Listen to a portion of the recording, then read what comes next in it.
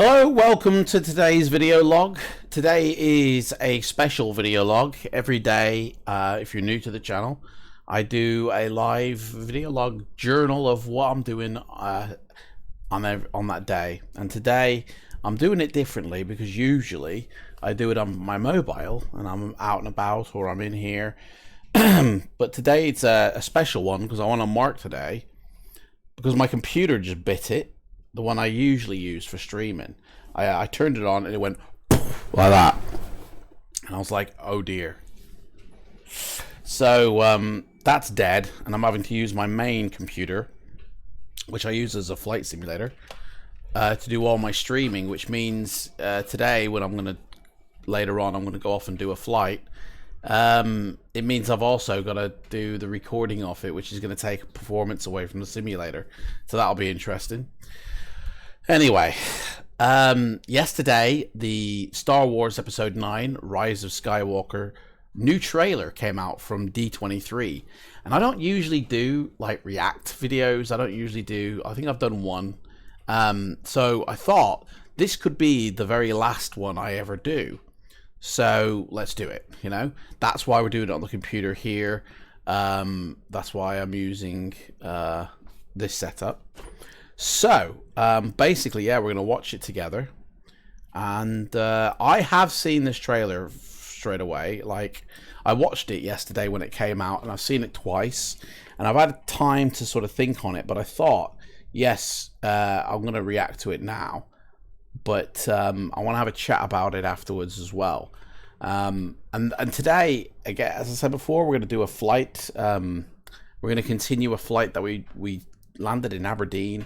We're going to pick that up and we're going to land in Birmingham, and then hopefully we're going to be able to have some more time to go live using FSX's built-in multiplayer and maybe do some flights around the world and hook up with some people and see what happens. So that'll be that as well, but that'll be over on Twitch, I think, or it might be YouTube, who knows.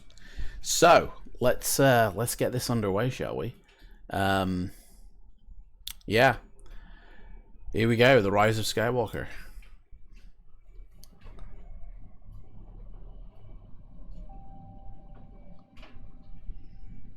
Ooh, it's building it. Look at that. Oh, John Williams.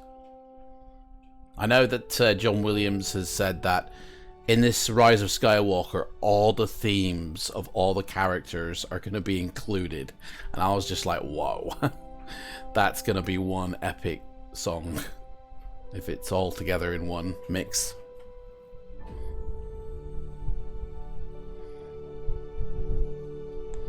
It's all like the best moments, isn't it?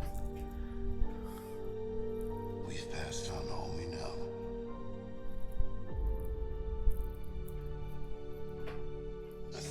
Generations live in you now.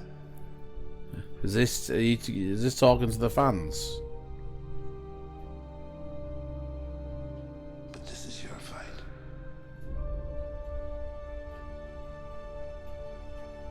So I get the feeling that Star Wars is talking to its fans. Oh, that music.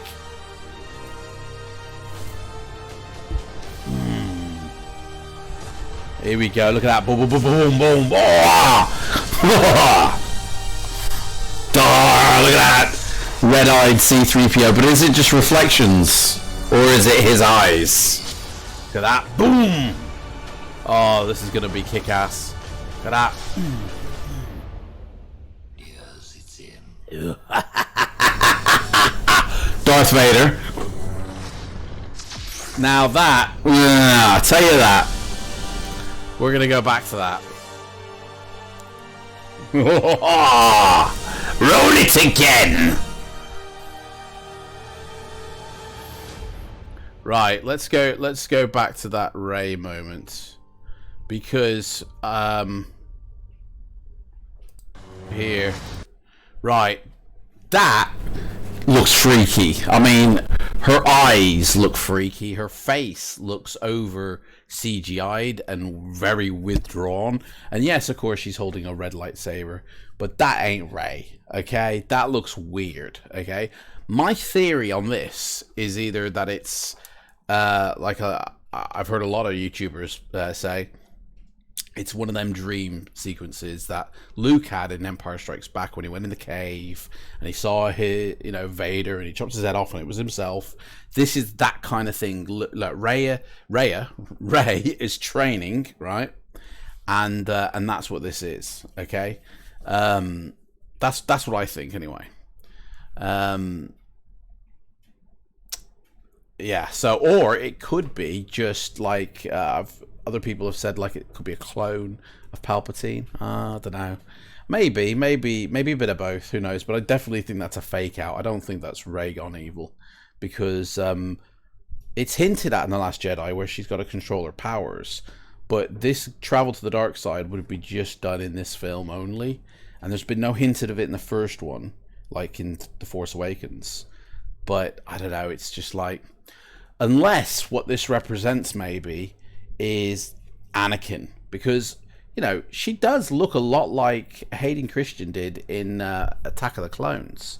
So is this like she's tapping, like Anakin's tapping into her and coming through, and he's like, I'm gonna get you, Emperor, once and for all, and he's got his red lightsaber because he's gonna do him. I don't know, but yeah, that's very, very interesting. So I can't wait. It's coming out this December. I'm definitely going to be watching it. And yeah. So the one thing I wanted to talk about, right, was man, Star Wars. It's going to be 9 films, right? Plus the others like Solo, Rogue One, like, all the other stuff. Like, I'm so glad that they've announced now that, Obi-Wan, Ewan McGregor is, that's it. He's confirmed it. He's coming back as Obi-Wan in a TV series. That's awesome. That's better than a film, that is. So I'm so glad of that. But Star Wars has had such an up and down, roller coaster ride over the last, like, say, 20 years. And I think, to be honest, it all started when George sold it to Disney and, like, said, I'm too old to carry this on. It needs new, fresh blood. Here you go, guys. I'm handing it over to a mouse, and you guys take it, right? I'm handing it over to Mickey Mouse, and let's see what he can do with it, right? Well, that was a good thing, because we got so much more Star Wars that we would have never had if George had retained it. But, to be honest, I've got to say, I do prefer the Star Wars films when George had it. He knows how to handle a Star Wars film. Like, the first ever Star Wars was like, and like, as much as he wants to try and bull it and say, like, yeah, I've got like 12 films in me, and it's like, well, I think there was really only 3 at that point. I think there was the Star Wars, there was a bit of backstory, which were the prequels, and then there was a bit after, which was like Empire Strikes Back, Return of the Jedi, in terms of where the story might go. And then, like, after making Empire Strikes Back, he was like, yeah, well, this is like one of 6, and we're calling it Episode 5, this one. And then later on, he goes, yeah, well, it's 12 episodes long now. And it's like, George, you're just making it up as you go along, mate. Right. I really think, though, but George had a vision. That's the thing, right? George had a vision from the first ever Star Wars. And then, okay, he handed over screenwriting duties to someone else, but they had a storyline to go to. And I think that's where it works the best, which is when, George may be directing, but somebody else is doing the writing. Because when George did all the writing on the prequels, we got Jar Jar Binks. We got a few other things that were a bit cringy, like, sand gets in all places.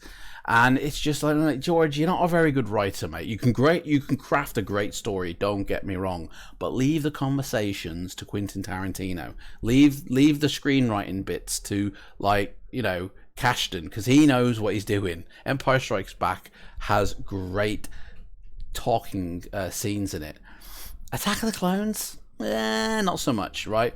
But George is a fantastic director. He pushes the envelope. He knows where to go with a Star Wars film.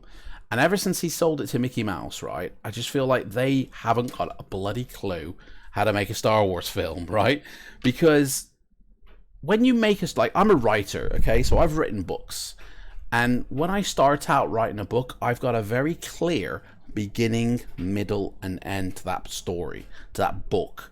You know, like George had a very clear beginning, middle, and end to the first Star Wars film, Episode 4, which was part of a larger story structure, which had a beginning in the prequels, which had a middle ground, which were the original, you know, trilogy, and that had an ending in the next 3 films, which we're not getting to see what his vision was, because Mickey Mouse is going, well, you know what, guys? I got a different way of doing it. What I'm going to do is I'm going to hire a director. We're going to write a script, okay? And we're going to use somebody from the classic Star Wars canon, you know, Cashton, to create that script with the director. Brilliant. Set it off. I mean, it was a great film. It was a retro, really good film, right? But instead of, like, you know, having an idea of where we're going, you know, like, that film sets up a lot for the future. So you have so much to leap off from. But instead of that, guys, I've got a better idea. We're going to get a director. He's going to write his own script, right? That has nothing to do with the first film. That completely 360s or 180s the whole overarching story of the trilogy that we're making. And then we'll get the first director to come and rescue it for the third film. I mean, it's like, what? Hang on a second, mate. Before you even start talking about we're making another trilogy, how about you have a full story with the characters having their arcs over the course of 3 films already written? You have an idea where you're going before you start filming the first.